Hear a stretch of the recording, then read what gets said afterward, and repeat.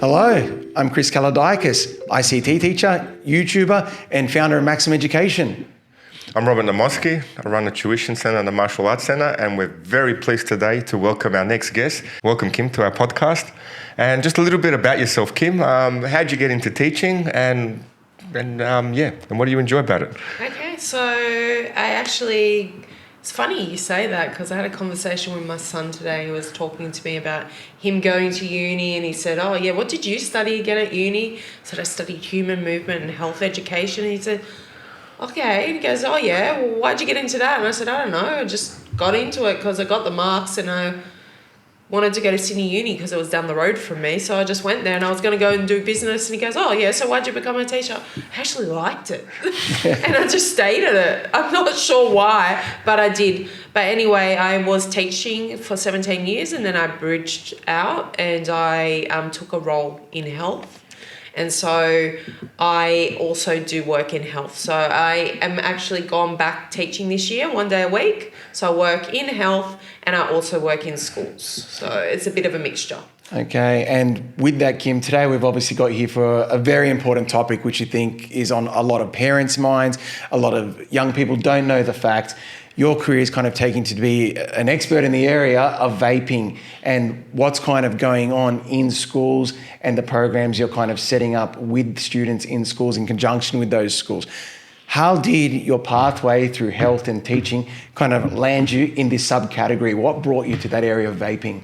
Yeah, that's actually a really interesting question. So first thing I'm going to say, I'm not really an expert. So that's one thing I know. Compared to us, you are. There's so much out there that I can still learn. But what I am, I guess, well versed in is in terms of what works with young people and what works in terms of behaviour change. Yeah. So we know that a lot of things out there are all about awareness and knowledge change, and that's good. Yeah. But it's really not going to make the biggest difference. What we really need is behaviour change. And so that's something that I'm actually quite well versed in. Now I can forget the rest of your question. It was very good. It was a very good question. I just got myself caught up. How did your career kind of lead to this area that got you into this area of vaping? Yes, thank you. Well, first of all, I've always believed that health and education have to come together. That if we are really serious about addressing health issues with young people, we can't be in silos. So we can't have education over here doing this and then health messaging over here doing this. That in fact, if we are serious about empowering our young people to make positive health choices and behaviours, we need to work together. And so it was just a natural fit for me when I went into health. So that was the first thing. And as part of that, working in health, I really value schools because I've come from schools.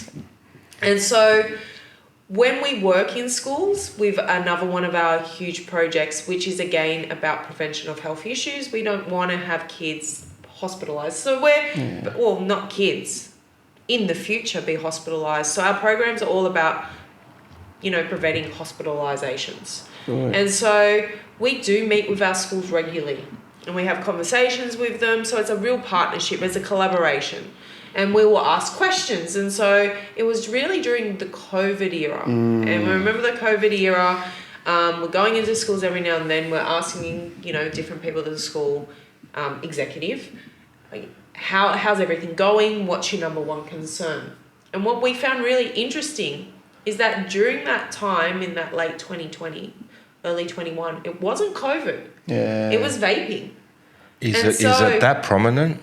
That was the concern of the principals and the executive. And so that's when we said, well, this is something we've heard. Well, let's do something about this. And what can we do? So you went back, you read the literature, you see what's out there. We saw within the Australian context, there wasn't a whole lot at that time going on, but the Americans, they were really far into it. So we saw some of their really good programs. So they've got something called the Truth Initiative, and that's a fantastic program. They've got something called Catch My Breath, which is also another program that works or runs in schools. and it's that peer education model, and that's what we do very well. So we were really interested in what they were doing. But then we realised in the Australian context, it's no good just to go, here, we've got a program, we're going to go in and run it. You had to find out what was going on. So you have to stop and you actually have to listen. You have to engage people. And so we decided that we would listen, and that we would listen to 3 groups at a school, and that all, parents, students, and school staff, and would ask them the questions, not go in and tell them as experts, but just listen to what they have to say and take that all back in. Well, actually what we found by listening, people felt acknowledged. They felt appreciated, particularly the students. When we went back and spoke to the students about how did you like the process, they said, well, at least you weren't lecturing us for an hour in the library, because if you did that, it would have gone in one ear, out the other. And they said also in their groups that it was good because they could all be together and they could listen to one another, because it was different when they were listening to their peers than being told by someone who doesn't know what it's really like. And so we really thought, okay, well, we're on something good here. This is great. We've got this listening data. And then we're at the next stage. And that's, what can we do? What will our program be? And so that's, basically how it all started and how we got into it. As a parent and as teachers, I don't think we're quite informed as to the extent of vaping and the dangers. And for us in particular, what would be the difference between vaping and cigarettes? Because back in our time, kids would light up a cigarette around the corner, etc. But now vaping seems to be the next thing that has replaced that rebellious sort of behaviour with cigarettes. So what is the difference or the dangers from cigarettes to vaping? Yeah, and that's it's actually something that, kids always have that rebellious nature, right? Yes. So they like to, go against the grain. It's youth culture, right? Taking risk. What will it lead to, whether that's negative or positive risk? And unfortunately, it's one of those negative risks. But, some of the things and the features of vapes that are really concerning, which I'm sure everyone knows, is they're so discreet. They can have it and then just put it away and no one knows. They hide it and conceal it so well. And so that's one of the concerns. But there's so many more concerns with them. It's like, does anyone even know how many puffs they're actually taking? Because unlike a cigarette that's finite, we know that it has, I don't know, I've never counted how many puffs someone takes when they smoke, but it stops and then that cigarette's done. This, there's 3,500 counts. There's more counts in one vape. And so is anyone actually counting how many times they're vaping? I know I've watched people at traffic lights and I've counted people, and I feel like they've probably taken more puffs than they would have if they had a cigarette, because it's just so easy to do. So that's the biggest danger, the actual volume of tobacco in your system. But is there anything else in the vape that's more dangerous than the cigarette? Yeah, well, one of the actually most dangerous things is similar to our cigarettes, is nicotine. And the impact that nicotine can have also on the brain and on the developing, and that's the concern with adolescents. So we know that, the impact of nicotine on the developing brain is not something that's, skewed towards beneficial to them. We know that it can impact that. So that's one concern, and the way in which it's taken up, the nicotine compared to the cigarette is a little bit different. So the delivery system, I believe, is a little bit faster, but there are a lot of experts in that area that know a whole lot more about that, because that's what they're actually trained in. Yeah, and that's kind of the big battle there too, isn't it? Okay, we understand nicotine and we understand the addictive nature of nicotine that's been around, but what are these other chemicals? That's the big mystery because kids take for granted. It seemed to be a certain point in time where cigarettes were really dropped down in terms of their use. It was such a win for our culture. It was almost like, oh wow, this is a thing of the past. And now, just overnight, it seems to be our biggest issue. I mean, could it be coincidental or perhaps orchestrated by our lovely tobacco companies? Conspiracy theories here. It makes sense. They're losing profit, and then all of a sudden we've got this other product, out there that's replacing another product. So how did it come into play, vaping? I don't necessarily know the history. You know, I've heard sketchy history. You know, it was invented by someone who wanted to help their parent stop vaping. So I believe it's been around for actually quite a long time. Yeah. But it's the popularized version of that. And when did it become so popularized? And we know that in America they've been dealing with this for a while. I can't even quote how long, but you would have heard of Juul. I mean, that was on Netflix. They had that big Juul special on Netflix. And then we have the Australian context. We know that probably around that COVID era, the problematic rise of it started to come through, which is, and impacting our young people. And that's the biggest concern. Yeah. So we don't want to see a new generation come through and be impacted like the generation of yesteryear. Well, that's it, and you really have pinpointed it in saying that, because I actually remember before the first period of remote learning happened at school, that the students were coming back, and there was a change. Like, some came back with horrible coughs, and it started to become massive issues in all the schools. And it was during that first lockdown period, and then it happened again in the second lockdown period as well. It's it's so horrible that, because I guess it was so unregulated and no one could watch them, and obviously parents were trying to do their work, so that's the hobby that kids decide to take up, which is just horrible. So from your opinion, as a school, as teachers, what's the thing that we can do? Talk to the kids, or what do you recommend? I guess prevention is always key. Yeah. We want to prevent anyone from, taking up this habit. So, but I've heard them say, even primary school kids. Oh, wow. We've heard that, they've had some problems in primary school. But, the younger that we can have these conversations in high school, the better. Yeah. So obviously it is part of the PDHP curriculum, and speaking to kids and being open and honest about it. Yeah. But I guess the main thing is getting them to develop the messages, getting them to be the ones that come up with, some sort of message around vaping, as in, it's not something that you want to do, getting them to develop, whether it's a poster or a video, whatever it is, but they're coming up with that message, and then they're giving that message. A bit of ownership there, and a part of the school culture, and they're having their own voice in relation to it, because obviously it pertains to their generation at the school. That's a great idea. Yeah, no, definitely. We found that youth voice is so important when we're speaking about stuff like this, because again, that top-down approach with young people doesn't work, it goes in one ear, out the other. But if they have to come up with it and deliver the message themselves, they're way more likely to listen to it. Yeah, well, that's good. Look, these are ideas we can take on board with us. Yeah, definitely. Because this is, as teachers, this is new to us completely. Yeah. It's something where we would naturally classify it as a new and improved cigarette. But as you said, the dangers are quite different. I mean, quite more alarming than an actual cigarette. So as teachers, we've got to kind of come to the realization of that. It's not just a cigarette behind some sort of building where they're coming through. The impact seems to be very scary and very alarming. Yeah, and even just what you said on the metrics, I didn't even think of that with vaping, that, a cigarette is finite. Yeah. And then, the amount of puffs they're taking, like that probably goes beyond even a whole pack of cigarettes within a canister that they're putting into their vape. So that's just crazy.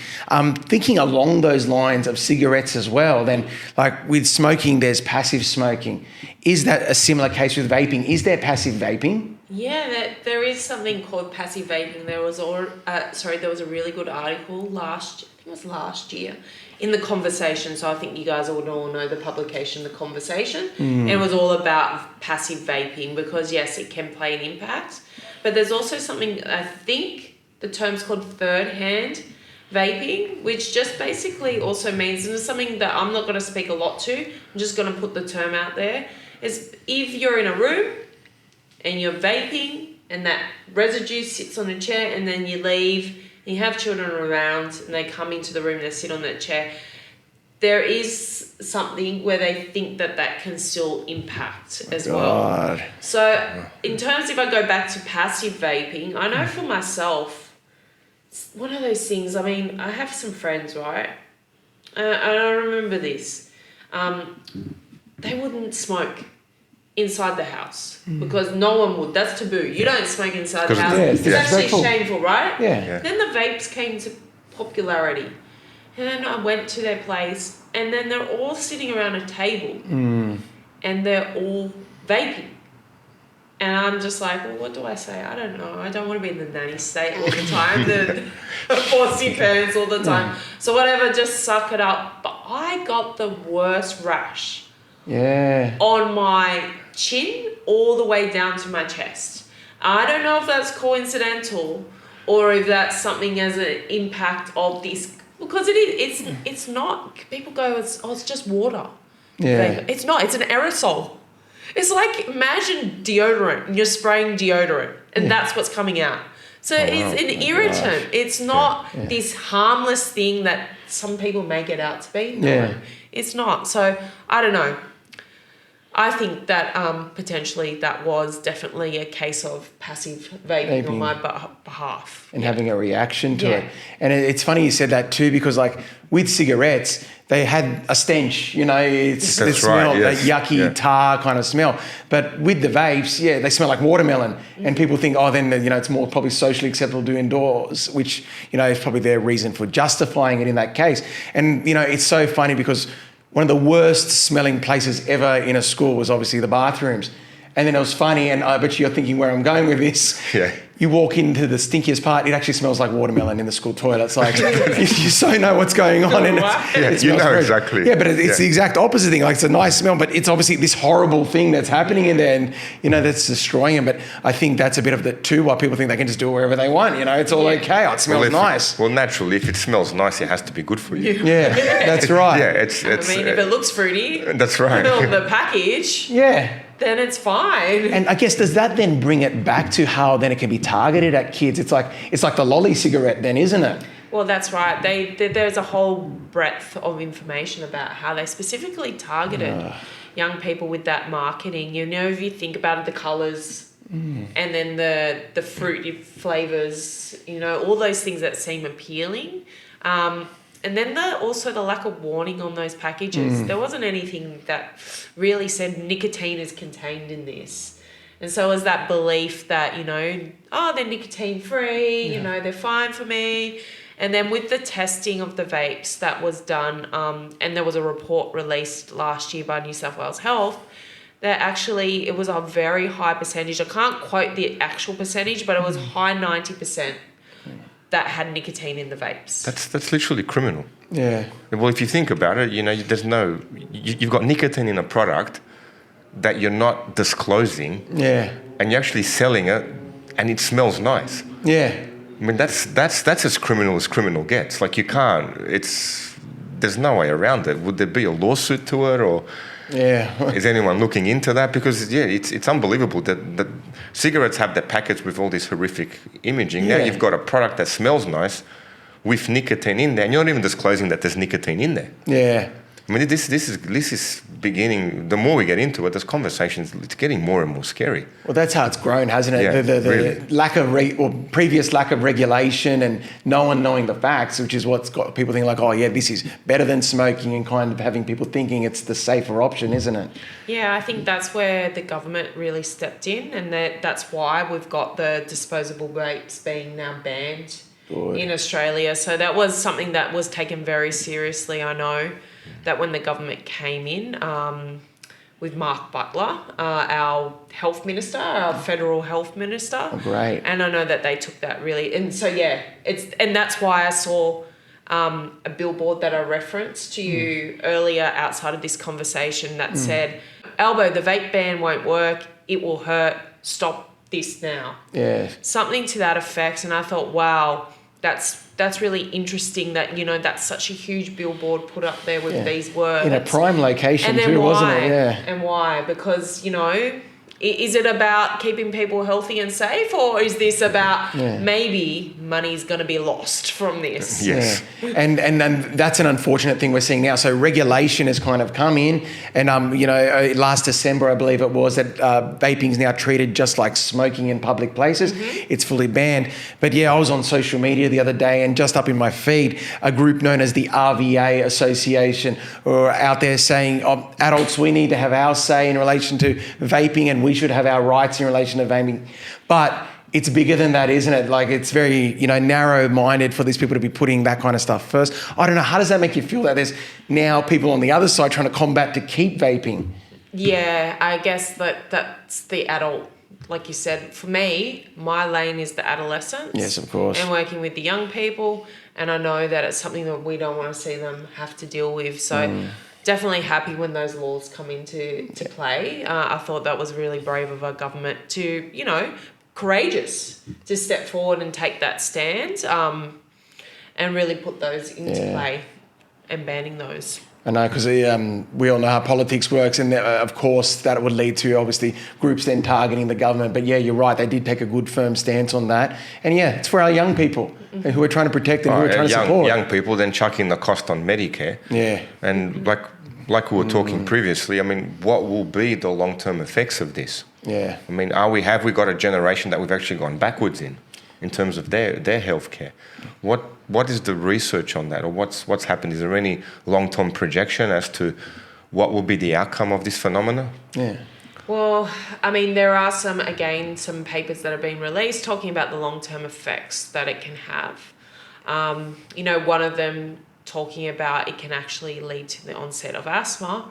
But again, that's probably more the medical professionals that are very, like our respiratory physicians that are really across all of that. I just know that it's something that is of concern. But again, if we can all work together, education, health, the government making that brave stand, and we can focus on how this is going to be good for our young people, then I think we're in the right path. I know we're on the right path then. So as, obviously in this podcast, we've got parents listening in as well, not just students. What's your recommendation to parents? Like, how would they approach the subject of vaping to their children? Or let's say if they do notice their child smelling very fruity. I thought that's a problem. Right? Yeah. What's you smell nice. You smell. Wait a second. What's your recommendation? What kind of talk do parents need to have with their children? What would be, you think, the best approach? Yeah, I think actually in a couple of weeks or next week, Victoria Health is going to be releasing something specifically on this, which will be very handy on parents talking to their young people.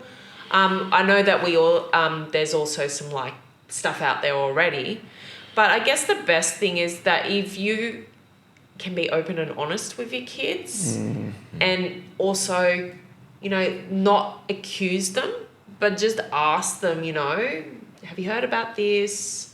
What do you think about this? And then hopefully they'll come back and be able to speak to you. I mean, I'm going to be honest.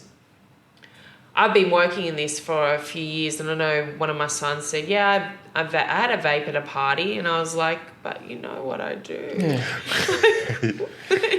That he goes, oh, well, I just got caught up, and that's the hard thing is, balancing that all out, even with all the information. Young people sometimes do make dumb decisions, but it's that support of that person, and I know that he hasn't vaped since. Well, that's what he tells me. But again, it's just that open and honest, being, So be preemptive before the vaping starts. So it should be, it's that big of a topic where, okay, your child starts high school, or do you think in primary school where, okay, we need to have this conversation because this is really becoming a phenomenon now. Yeah. And the win in that conversation with your son is that he does know what you do, and he still said he did it to you. So that's excellent that he did that. To still feel comfortable saying to you, I tried it, and obviously then he was able to talk to you about it. And, that shows that he does obviously know and respect it. But yes, there'll always be the challenge of being a teenager, social pressures, and, that's a rite of passage we all go through, isn't it? It's just now that vaping's a part of that now, and we've got to educate our kids in that. Yeah, that's right. And just hoping that they make that sure. But just building the rapport with your kids. But as you guys would know, it starts before. Yes, that's right. It's like you just got to be there for them, and love be unconditional, not based on, certain things that they do, but always being there for them. That's right. And I guess as well, bringing back to what you said, Rob, too, projecting forward and we're kind of trying to analyze like what's this going to lead to. Our reference point, I guess, is how smoking kind of went. And, you know, it's funny because our generation was probably is between the smoking generation and the vaping generation, having to quit, you know, and the battles they kind of went through. But obviously they kind of didn't know as well when they started just kind of where vaping is right now. But then as they started getting towards their 40s and all that, yeah, like early heart attacks and, you know, lung cancer and all of that started happening. And I think that's what makes it really sad for us to see that we can kind of see the seeds of that starting again right now. And we know where it kind of leads, but yeah, the data is not all there yet. And then unfortunately, we will see long-term health issues, won't we? Well, we don't want to use, every time something new comes along, like we mentioned previously, there is a generation that is the example of what not to do. Exactly. So is it going to be this generation or is it going to be the next generation? But there always is that one where you look back and go, yeah, they did it quite wrong. Yeah. And I think I mentioned to my kids at the school, you know, the Queen was Queen for 70 years, but I asked them why, and no one knew. Well, Dad died of cigarette smoking, very young, and then that's why she reigned for 70 years. And it's like, well, his generation really suffered with cigarettes because the doctors were giving it as for stress relief. And it's, well... The Marlboro Man. The Marlboro Man, yeah, that's right. Now, will you be the generation where your kids and grandkids look at you and go, well, there's a whole bunch of 50-year-olds with severe asthma. Yeah. I don't want to be on those breathing machines at that age. No and that's way. why we start here. But we want to stop that. So that's the thing. Exactly. Yeah. That's what we're battling right now. Yeah. You know, we don't want this same history to repeat itself, you know, especially for our children. Now, with that in mind, let's say I do have a student come up to me at school and they've asked me, can you give me advice on how can I quit vaping? What would you recommend or who would you refer them to? Yeah, so there's a few different, I guess, strategies out there. So first of all, you can always recommend the Quit Line. And I know that they have a specific section now to help young people quit vaping as well. Sometimes they don't want to necessarily ring up, but have those phone conversations. So there's also the New South Wales Health put out a cessation guide. And one of the strategies in there is called the R strategy. So that's ask, advise, and help. And so that will talk you through the steps. So you'd be able to, you know, speak that young person through those steps and applying those strategies. And there's also something that's quite a good tool that comes out of actually Queensland. It's called Dovetail, and it's the Vape Check. And that's a tool that really just steps them through where they're at and then provides them some sort of, I guess, support on how to quit. So some strategies. One thing that I find really interesting is that when we've heard from young people, one of the main reasons they actually vape is for stress, what you said before with cigarettes, stress relief and mental health. And so I think one of the most important things, and I know one of the most important things is alternatives, and speaking about alternatives even when we're talking about vaping as a prevention. You know, if I am stressed, these are some things I can do. Go for a run, you know, join a sports team, you know, play an instrument, you know, sing. I could go speak to a trusted adult. I'll go talk to a friend. I think there's so many strategies that can be used and alternatives, and it's just making them aware of that and upskilling them in that so that they hopefully have that in their head, and then they, you know, they choose that as opposed to choosing a vape. Yeah, replace a negative habit with a positive habit. Exactly. Yeah, it's something us teachers that we can kind of be aware of and probably get that conversation flowing. Yeah, I've got to write down that R strategy. Ask, advise, and help. Yeah, if you look at New South Wales Health, it's the cessation guide to quitting. It's quite a comprehensive tool, but if you pick it apart, you'll find that some really good strategies in there. And then the other one that's actually a lot of people really like is that Dovetail one, the Vape Check. They find that really user-friendly in terms of how it can guide the conversation with the young person needing help. That's excellent. Just kind of as we start approaching the end, what would be your final word on vaping? If you could get a message out to the young people, you know, or to parents who are seeking guidance, what would be your final word in that area?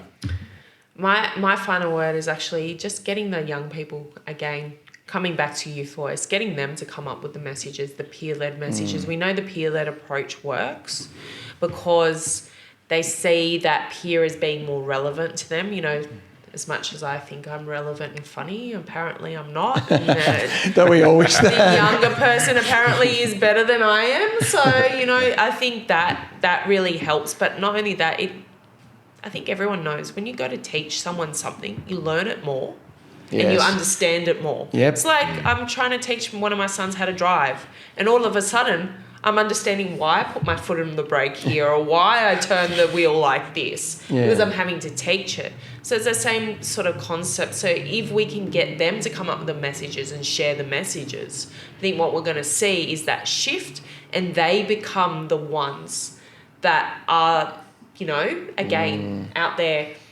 as, you know, influencing the others. And the other thing I've got to say on it is just want to emphasize that actually the vast majority of our young people do not vape. Yeah. So we've got more than 80% of our young people that do not vape, and that's the positive thing. Oh, that's excellent. So awesome. we need that 80% to reach the 20% and not the 20% to reach the 80%.